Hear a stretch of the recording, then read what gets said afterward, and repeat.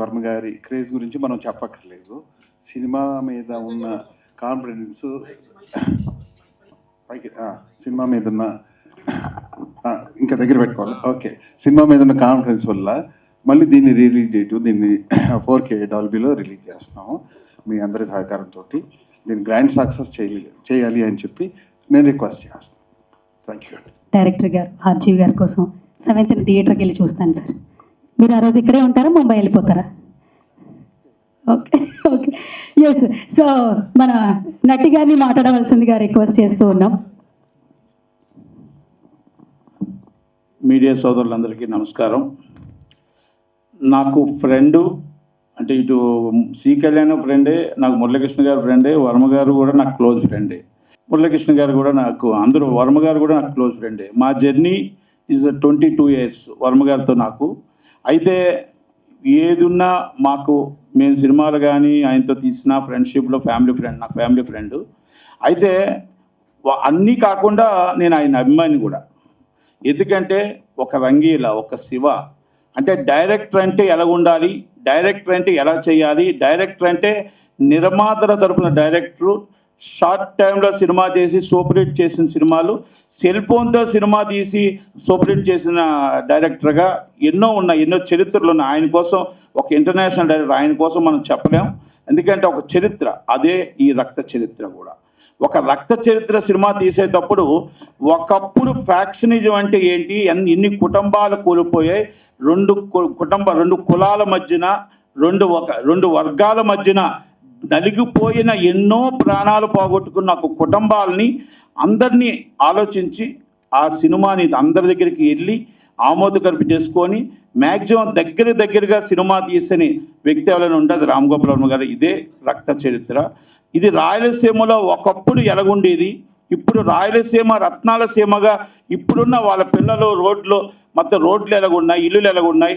ఇప్పుడు రామ్ గోపాల్ వర్మ గారు గత చరిత్ర ఎందుకు చూపించారంటే ఎంత కోల్పోయారు అనేది.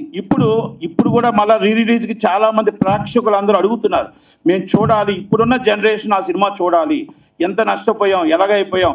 మట్టి రోడ్డులో వెళ్తుంటే ఎక్కడ బాంబులు వెళ్తుందని భయపడేవాళ్ళు ఈరోజు బంగారమైన రోడ్లు, కియా కార్లు, మొత్తం టోటల్గా పరిశ్రమలు పెరిగి అద్దాల మేడలు వస్తూ ఉంటే, రాయలసీమలో రత్నాల సీమగా పెరుగుతూ ఉంటే ఆనాడు ఎంత కోల్పోయాం, ఎంత బాధపడ్డామని చూస్తున్న ఇప్పుడు సాఫ్ట్వేర్ ఎంప్లాయీస్ పిల్లలు పెద్ద జాబుల్లో ఉన్నారు. కనుక వాళ్ళందరూ కూడా మా తాతలు ముత్తాతలు మా నాన్నలు ఎంత నష్టపోయారో అనేది మళ్ళీ అడుగుతున్న ప్రేక్షకుల కోరికపై మళ్ళీ సినిమా వేయడానికి మనం ముందుకు రావడం, వర్మ గారు కూడా ఈ సినిమాని అంగీకరించి సినిమాని రిలీజ్ చేయడానికి ఆయన మళ్ళీ బొంబాయి నుంచి సినిమా షూటింగ్లో బిజీగా ఉన్నా కూడా రావడం, ఈ సినిమాకి మేము ఎక్స్పెక్ట్ చేస్తుందంతా కూడా 400 థియేటర్లు ఎక్స్పెక్ట్ చేస్తున్నాం. ఎందుకంటే ఇది రెగ్యులర్గా ఒక షోతోనో ఆగిపోయే సినిమా కాదు. మళ్ళా రేపు 17వ తారీఖు నాడు 400 థియేటర్లు రిలీజ్కి అంటే నెట్లో అంతమంది అడుగుతున్నారు. కనుక సాటర్డే నాడు 4 o'clock బుకింగ్ ఓపెన్ అవుతుంది. ఆ బుకింగ్ బట్టి సి క్లాస్ దాకా సినిమా వెళ్ళాలి, రెగ్యులర్గా రన్ అవ్వాలి, రెగ్యులర్గా రన్ అవుతుందని చెప్పేసి నేను ఆశిస్తూ ఉన్నాను. ఈ సినిమాకు అడుగుతున్న డిమాండ్ బట్టి మొత్తం పబ్లిసిటీ విషయంలో కానీ, థియేటర్ల విషయంలో కానీ రాజీ పడకుండా ఫస్ట్ టైం ఎలా రిలీజ్ చేశారో ఈ సినిమాని మళ్ళీ రిలీజ్ కూడా అంతే గ్రాండ్గా చేయాలని అనుకొని మురళీకృష్ణ గారు చెప్పడం, దానికి నా సపోర్టు, అలాగే మా పిల్లలు అందరూ కూడా దీన్ని పెట్టి దగ్గరుండి సినిమా రిలీజ్ చేయడానికి వర్మ గారు అంత దూరం నుంచి పబ్లిసిటీ కోసం, దీనికోసం ఈ సినిమా మీద ప్రేమతో ప్రేక్షకుల కోరిక మేరకు ఆయన వచ్చినందుకు ఆయనకి థ్యాంక్స్ చెప్తూ, ఈ సినిమా రిలీజ్ చేసిన మురళీకృష్ణ గారికి థ్యాంక్స్ చెప్తూ, గోవా నుంచి జార్జి గారు రావడం ఆయనకి థ్యాంక్స్ చెప్తూ థ్యాంక్ యూ వెరీ మచ్ అండి. మీ నటి కుమార్. థ్యాంక్స్ టు మిస్టర్ నాయ్ for bringing me on this stage, big platform. I'm really lucky. I special thank to Mr. Surinder Reddy to introduce me for this big function. I never heard and I never thought in my life that I'm going to stay in front of this celebrity. So I'm very grateful for you all from bottom of my heart to bringing me here and giving me big honor. Thank you very much for all this thing. And really I'm grateful to you. Thank you. God bless you. Yes, ఒకప్పుడే cult classic తీసేసి ఇప్పుడు cult క్లాసిక్లు commercial సినిమాలు అని చెప్పి మాట్లాడుకుంటున్నాం. అప్పుడే ఎంతో సక్సెస్ని చూసి ప్రతి ఒక్కరికి ఇన్స్పిరేషన్గా ఉన్నటువంటి one and only director RGV గారిని మాట్లాడవలసిందిగా రిక్వెస్ట్ చేస్తున్నాం. అన్నిటికన్నా ముందు నాకు నట్టి కుమార్ గారికి మధ్యన జరిగిన రక్త చరిత్ర తర్వాత మళ్ళీ మేము ఒకే స్టేజ్ మీద మళ్ళీ రక్త చరిత్ర ఈసారి ఫ్రెండ్స్గా కలిసిపోయి రిలీజ్ చేయడం అనేది ఒక ఆబ్వియస్లీ మీ రియాక్షన్ బట్టి తెలిసిపోయింది సార్. యా, ఇప్పుడు ఈ సందర్భంగా ఒక సీక్రెట్ చెప్తాను. ప్రతీకారమే లోక వినాశకం మహాత్మా గాంధీ, ప్రతీకారమే పరమ సోపానం మహాభారతం. ఈ రెండు కూడా వాళ్ళిద్దరూ ఎప్పుడు అనలా. అది నేను పెట్టినప్పుడు ఆయన ఎందుకు ఎప్పుడు అన్నారంటే ఎవరు పట్టించుకుంటారు, ఎవరు తెలియదు. ఇప్పుడు మహాభారతం అంతా చదువుతారా, ఎక్కడన్నా ఉందా లేదా అని. ఇప్పుడు గాంధీ గారు బయోపిక్ చదువుతారా, కానీ అది ఉన్నా లేకపోయినా బట్ రక్త చిత్ర సబ్జెక్ట్ మ్యాటర్ కాంటెక్స్ట్లో అది చాలా కరెక్ట్ అయింది. ఇది అంటే టోటల్గా ప్రపంచం అంతా ఒక శాంతికి ఒక యుద్ధానికి మధ్యన కంటిన్యూస్ కాన్ఫ్లిక్ట్లో జరుగుతూ ఉంటుంది, అది అందరికి తెలిసిందే. అండ్ డెఫినెట్గా రక్త చరిత్ర నా కెరీర్లో చాలా స్పెషల్ ఫిల్మ్ అది. ఎందుకంటే ఆ పర్టికులర్ అప్పుడు జరిగిన స్టోరీ అనేది దాంట్లో క్యారెక్టర్స్ ఇన్సిడెంట్స్ నేను చాలా విపరీతంగా స్టడీ చేసి చేయటం జరిగింది. ఈ kind of larger than life characters, చాలా హార్డ్ హిట్టింగ్ సాంగ్స్ కానీ అంత ఇన్ ద ఫేస్ అనేది నేను నా కెరీర్లో చాలా స్పెషల్ ఫిల్మ్ నాకు ఇది. And I'm very happy that Murali గారు నటి గారు ఈ సినిమాని మళ్ళీ రిలీజ్ చేస్తున్నారు ఆన్ 17 జూలై. అండ్ నేను చెప్పినట్టు ఇప్పుడు సాటర్డే 11th 4 o'clockకి బుకింగ్ ఓపెన్ చేస్తున్నారు. So I really looking forward to watch the film in the theatres and thank you very much. Yeah, ఒక్క క్వశ్చన్ సార్, రక్త చరిత్ర ఇంకేమన్నా అంటే ఫ్రాంచైజీలు మళ్ళీ పార్ట్ 3 అట్లా ఏమన్నా ప్లాన్ చేసే సిచ్యువేషన్స్ ఉన్నాయి? రక్షేత్ర 2లో ఉన్న వాళ్ళు అందరూ పోయారు, ఇప్పుడు ఎవరితో తీయాలి? కొత్త వాళ్ళతో. కొత్త వాళ్ళతో కాదు కదా, ఆ క్యారెక్టర్స్ అప్పుడు ఉన్న క్యారెక్టర్స్ ఎవరెవరి మీద బేస్ చేసి అనేది అందరికీ తెలిసిన విషయం. ఆ పేర్లన్నీ వాళ్ళలో ఎవరు ఇప్పుడు లేరు, ఉన్న వాళ్ళకేమో ఇప్పుడు అంత సీన్ లేదు. ఓకే, ఇంకొకటి సార్ చిన్న క్వశ్చన్. ఇప్పుడు ఇక్కడ మన టాలీవుడ్లో మల్టీ స్టార్లలో ట్రెండ్ నడుస్తుంది సార్. సో ప్రతి సంక్రాంతికి ఒక మల్టీ స్టార్ ఖచ్చితంగా వస్తుంది. సో ఆర్జీవి గారి నుంచి మేము ఏమైనా మల్టీ స్టార్ ఎక్స్పెక్ట్ చేయొచ్చా ఫ్యూచర్లో? నో. 1 minute క్వశ్చన్ అడిగాను సార్, ఒక్క సెకండ్లో నో చెప్పారు. ఆన్సర్ అంతే ఉంది. అంటే ఇంక ఇంట్రెస్ట్ లేదా మల్టీ స్టార్లు చేసే కైండ్ ఆఫ్ ఫిల్మ్స్ రాదు. ఇంకోటి సంక్రాంతికి ఫ్యామిలీ ఫిల్మ్స్ వస్తే నా జీవితంలో నేను ఫ్యామిలీ సినిమా తీయను. మీ మీద ఒట్టు, మీ మీద ఒట్టు, నా మీద ఒట్టు. ఓకే, సూపర్, గట్టిగా వేశారు ఒట్టు. సరే, మల్టీ స్టారర్ చేయరు, సో ఫ్యామిలీ ఆడియన్స్కి చేయరు. ఇప్పుడు చేస్తున్న ఫిలిము మేము ఎట్లా కనెక్ట్ అవుతాం టాలీవుడ్లో? అది కాప్స్ మీద సినిమా, అది it's Bombay based story. Yeah, అయిపోయింది దీని ఆన్సర్ కూడా. మొన్న సలార్లో కనిపించారు సార్ యాక్టర్గా. సలార్ కాదు, సారీ, కల్కి కనిపించారు సార్ యాక్టర్గా. చూసారు మీరు పక్కన నుంచి ఉంటే మెమరీ కూడా పనిచేయట్లేదు. సరే, నెక్స్ట్ ఇంకా మళ్ళీ అలా ఆర్జీవిని కొత్తగా ఏమైనా చూడొచ్చా 70mm? నేనేమీ కనిపించలేదు, కనుగప్ప వేసే లోపల వెళ్ళిపోయాను. దానికి కనిపిస్తూ అన్నారు దాన్ని. యా, అలాంటిది లేదు. ఏం లేదు. ఓకే, మా ఇప్పుడు అంటే ఫ్రెష్గా వచ్చారు కదా ముంబై నుంచి, ఇప్పుడే ఫ్లైట్ దిగి వచ్చారు. ఇక్కడ చాలామంది శత్రువులు ఉన్నారు, మీరు అన్నట్టు మిత్రులు. అంటే నన్ను ఎవరు ప్రేమించరు అన్నారు, బట్ ప్రేమించే వాళ్ళు కూడా ఉన్నారు ఇక్కడ. సో వాళ్ళందరికీ ఏమైనా చెప్తారా, ఆర్జీవి ఏమైనా చెప్తారా? నేను ఎవరికి ఏమి చెప్పను, ఎవరు చెప్పింది నేను విన్నాను. చాట్ జీపీటీ మాట వింటున్నారుగా, మనుషులతో ఉండరు. ఎందుకు సార్ అంత పెద్ద డెసిషన్ తీసుకున్నారు? ఇంతకుముందు మనుషులతోనే ఉండేవాళ్ళు కదా మాట్లాడేవాళ్ళు, ఇప్పుడు ఫ్రెండ్స్ అయ్యారు నట్టి గారు కూడా. నేను చిన్నప్పటి నుంచి అంతే. తర్వాత ఏమైనా మారుతారా సార్? నో. ముంబై వెళ్ళినా మారలేదు. నో. ఓకే ముంబై వెళ్ళిందే మారదు కాబట్టి సార్. యా, అంతే. యా. సార్, ఆర్జీవి సార్, ఒకప్పుడు అంటే రక్త చరిత్ర, రాయలసీమ మొత్తం ఫ్యాక్షనిజం ఇది అంత ఉండేది చూపించారు. ఇప్పుడు చాలా వరకు తగ్గిపోయింది, ఎక్కడ ఏం లేదు. అది మళ్ళీ ఇలాంటి సినిమా వస్తే అంటే ఇప్పుడున్న పాలిటిక్స్ మళ్ళీ కొంత జరుగుతున్న ఈ టైంలో ఇలాంటిది కొంత మళ్ళీ రేపినట్టు ఉంటుంది అనుకుంటాగా. అంటే వాళ్ళు మరీ అంత ఎదవాలనుకుంటున్నారా? ఒక మాదిరి కూడా కనపట్లేదా? అది కదండి, ఇప్పుడు అది ఆ టైంలో ఆ కక్షలన్నీ అప్పుడు జరిగిన వాళ్ళ ఫ్యామిలీస్లో అన్ని రకరకాల కారణాలతో అయినాయి. సినిమా చూసి అరే అలా ఉన్నాయా ఇంతవరకు మర్చిపోయారు, మళ్ళీ మళ్ళీ కత్తులు తీసుకోండి అంటారు ఎవరైనా? ఇప్పుడు సోషల్ మీడియాలో మాటలతోటే కత్తులు దూసుకుంటున్నారు సార్. అది మాటలు కాబట్టి కత్తులు దోస్తారు. బయటికి రమ్మన్నాడు ఒకరిని, అది ఇంట్లో వీడియో పెట్టి టప్పా టప్పా టప్పా అని వార్నింగ్లు ఇస్తారు. ఎవరికి కూడా ఇంట్లోంచి బయటకు వచ్చాడంటే ఇది అమ్మడం మీడియా కాబట్టి. అది ఇప్పుడు సినిమాలు చూస్తుంటే ఒకప్పుడు సినిమాలు అంటే మీరు చేసినప్పుడు డైరెక్టర్ ఎక్కువ చాలా బాగుండేది, కానీ ఇప్పుడు స్టార్ హీరోలు ఎవరైనా సరే వాళ్ళు చెప్పినట్టు డైరెక్టర్ కూడా వినాల్సిన పరిస్థితి వచ్చేస్తుంది. దీనిపైన మీరు ఏమంటారు సార్? ఇప్పుడు స్టార్ని చూసి సినిమా టికెట్ కొంటున్నప్పుడు 100% స్టార్స్ డామినెన్స్ ఉండటం అనేది కరెక్ట్. ఎందుకంటే ఎవరి మొహం చూసి ఎవరి పేరు మొలాలని సినిమా వస్తుంది అనేది ఇంపార్టెంట్ కదా. ఇంకోటి డైరెక్టర్ అంటే కిరీటం కాదు కదా, అది డైరెక్టర్ అని పేరు ఇవ్వగానే మీ తల మీద కిరీటం. హలో, ఇప్పుడు డైరెక్టర్ అనగానే అది కిరీటం పెట్టినట్టు కాదు కదా. అప్పుడు డైరెక్టర్ తనకి స్టార్ని కన్విన్స్ చేసే కెపాసిటీ ఉందా లేదా అనేది మెయిన్ పాయింట్ అక్కడ. బట్ స్టార్ అనేది by definition he's the person who's running the business. అలాంటప్పుడు తనకే ఉండాలి.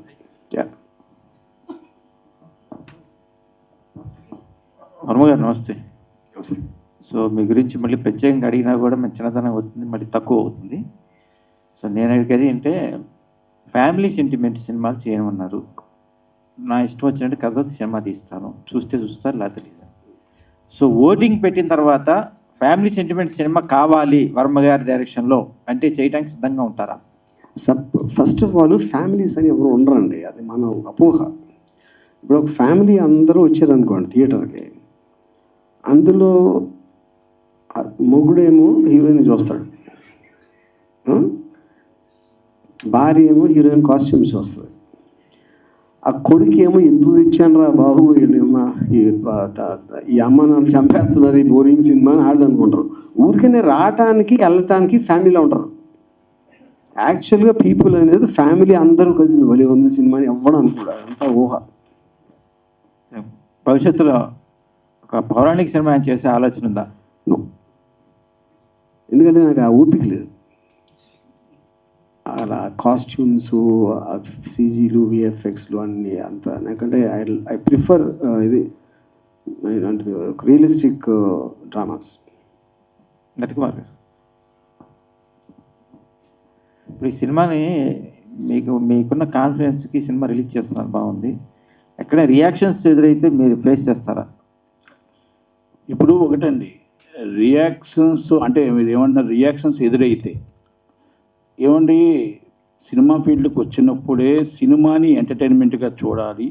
సినిమాకి నేను వర్మగారితో ఎన్నో సినిమాలు చేశాం, ఎన్ని రియాక్షన్స్ వచ్చినా అన్నీ ఎదుర్కొంటూ ఆటుపోటులు తింటూనే రిలీజ్ చేసాం. ఎప్పుడూ భయపడలేదు, ఎప్పుడు ఎదురుపడలేదు. ఎదురుపడినా ఎదుర్కొంటూనే వెళ్ళాం కాబట్టి దానికి భయపడవండి. నటికుమార్ గారు, సార్ ఇందాక వర్మ గారు మాట్లాడుతూ నాకు నటికుమార్కి మధ్యలో చాలా రక్త చరిత్ర జరిగిందని అన్నారు. ఏంటి దాని గురించి ఏమైనా పంచుకోవాలనుకుంటున్నారు? ఇప్పుడు రాజకీయాల్లో సినిమా ఫీల్డ్లో శాశ్వత శత్రులు, శాశ్వత మిత్రులు ఉంటారు. అందుకని మేమిద్దరం మిత్రులు. చిన్న చిన్నవి వస్తుంటాయి, కుటుంబంలో రావా, అన్నదమ్ముల్లో వస్తుంటే, ఫ్రెండ్స్లో వస్తుంటే, చిన్న చిన్నవి వస్తుంటాయి. ఆ చిన్న చిన్నవి మాకేదో వచ్చాయి, అన్నీ అయిపోయాయి. ఇజ్ ఆ ఫ్రెండ్స్గా మళ్ళీ కలిసి ఉన్నాం. మళ్ళీ అయిపోయిన తర్వాత ఆయన ముంబై వెళ్ళిపోయారు, నేను హైదరాబాద్ వెళ్ళిపోయాను. మళ్ళీ రక్త చరిత్రతో ఇద్దరం కలిసి ఒక స్టేజ్ మీద కూర్చున్నాం. లేదు సార్, మీరు కలిసి రీలీజ్ చేసినందుకు హ్యాపీ సార్. యా వర్మ గారు, ఈ సినిమాని చేయడానికి పర్టికులర్లీ ఆ టైంలో చాలామంది తెలుగు హీరోస్ ఒప్పుకోలేదు బికాస్ ఆఫ్ ఫ్యాక్షన్ అని. దాని గురించి ఏమైనా చెప్పగలరా? అంటే ఎవరికి చెప్పారు, ఏంటి, వాళ్ళు ఎందుకు ఒప్పుకోలేదు? అండ్ నేను నిజంగా ఇప్పుడు ఎవరికి చెప్పలేదు. ఎందుకంటే ఇప్పుడు స్టార్స్ అనేవాళ్ళు వాళ్ళకి ఇమేజెస్ ఉంటాయి, వాళ్ళకి స్ట్రాంగ్ అన్ని చోట్ల అన్ని రకాల ప్రేక్షకులు వాళ్ళకి కావాలి.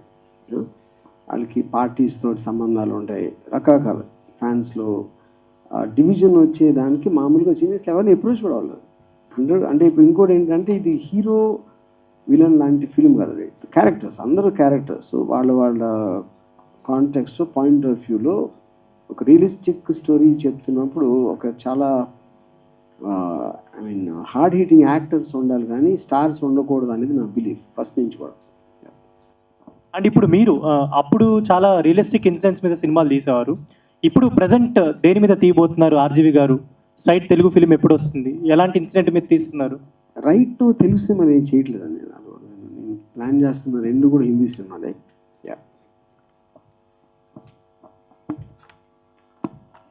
వర్మ సార్, మీకు ఎక్కువ యూత్లో ఎక్కువ ఫ్యాన్ ఫాలోయింగ్ ఉంది ఇప్పటికి కూడా, అందరికీ తెలిసిన విషయమే.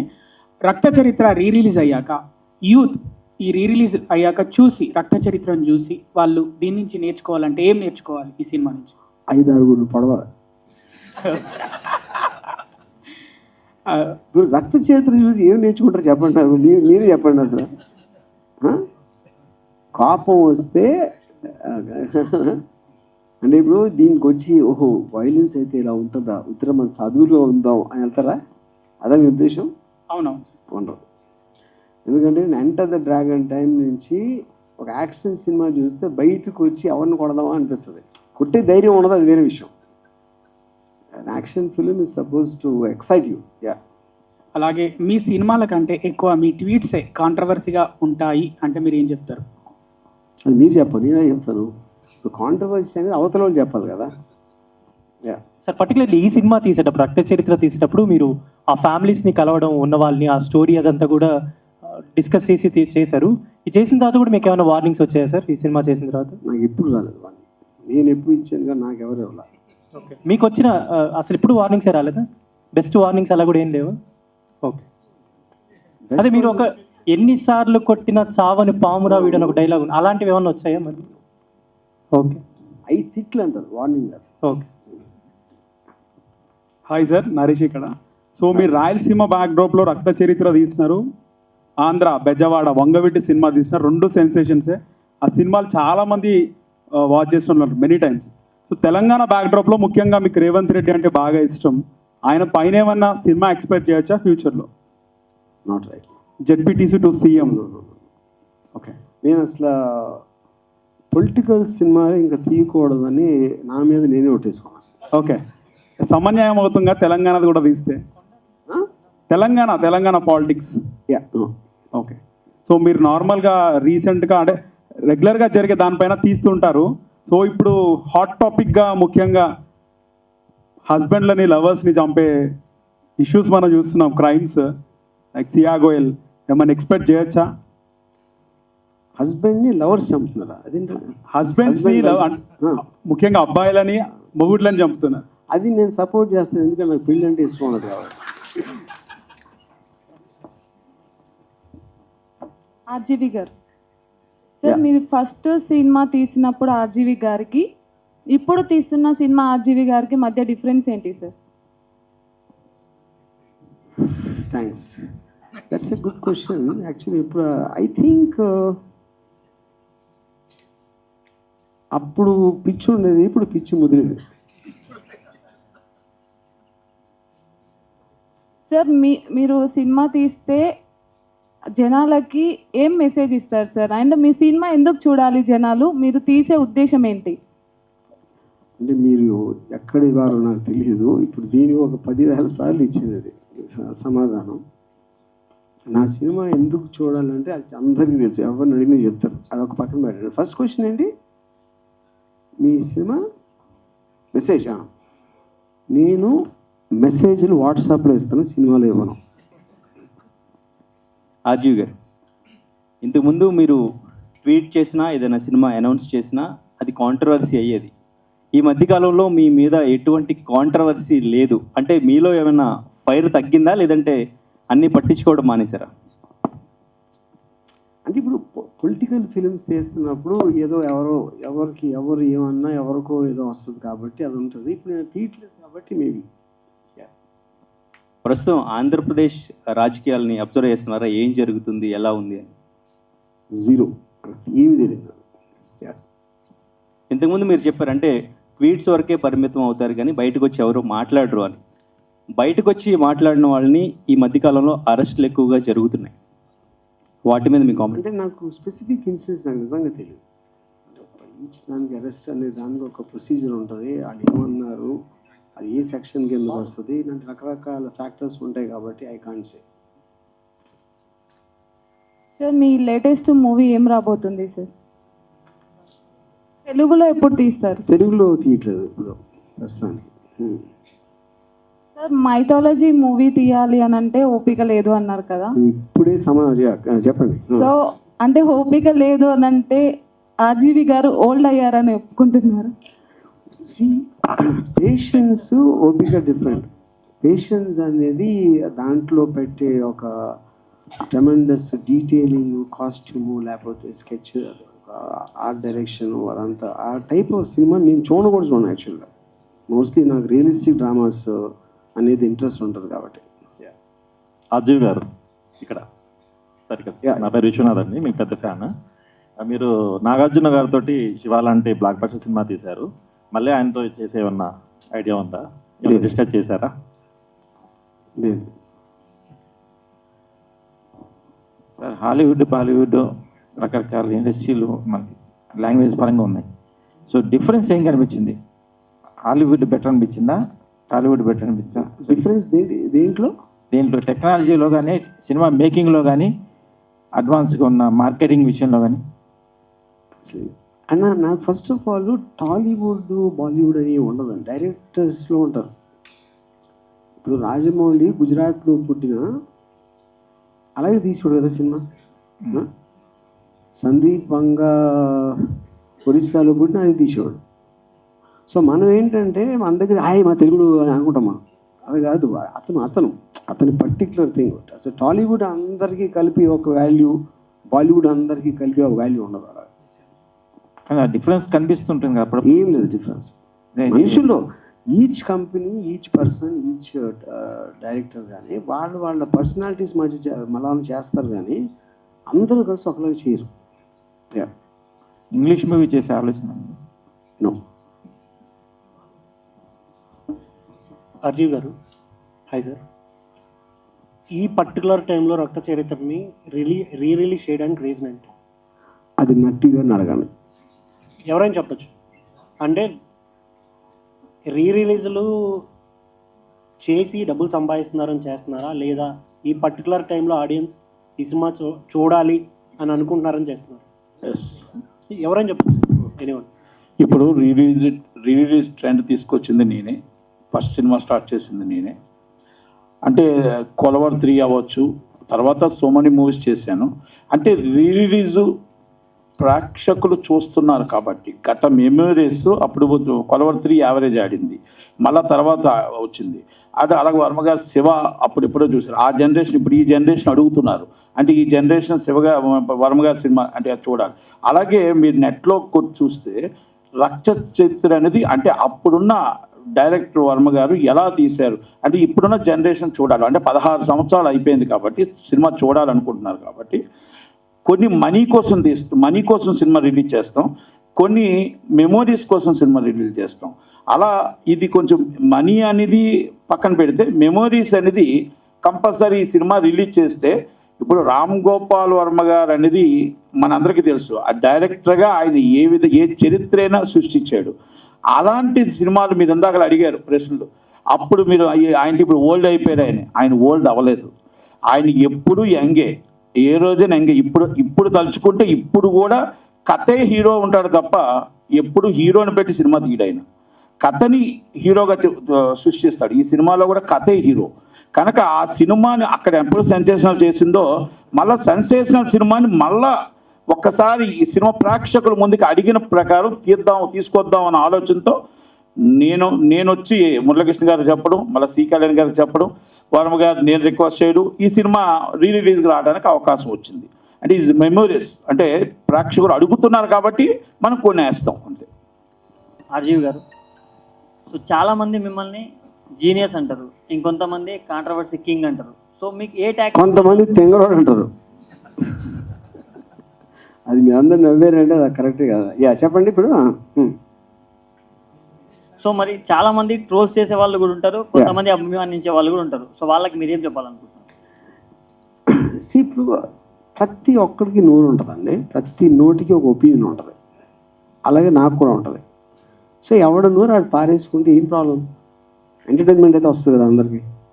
సో సినిమాల్లో రానిది అట్లీస్ట్ ఇలా అయినా వస్తుంది.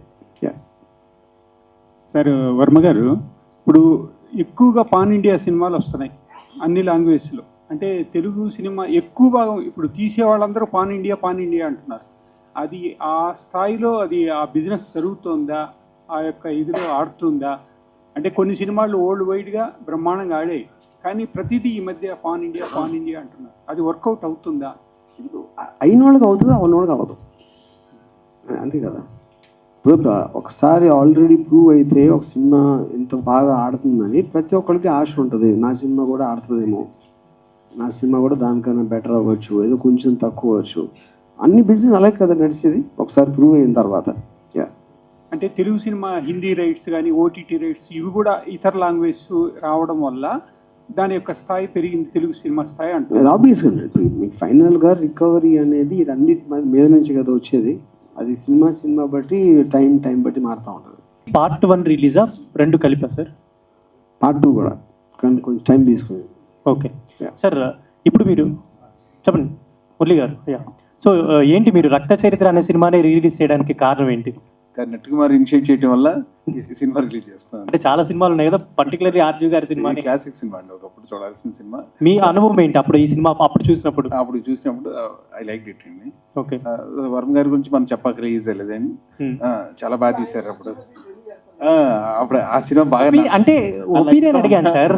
నచ్చడం వల్ల మేము ఆ సినిమా మీద ఉన్న కాన్ఫిడెన్స్ వల్ల, వర్మ గారి మీద ఉన్న క్రేజ్ వల్ల దీన్ని మరి రిలీజ్ చేయడం జరిగింది. మీకు నెక్స్ట్ ఫర్దర్గా ప్రొడక్షన్ ఆర్జీవి గారితో చేయాలి అనిపిస్తే ఎలాంటి సినిమా చేస్తారు సార్?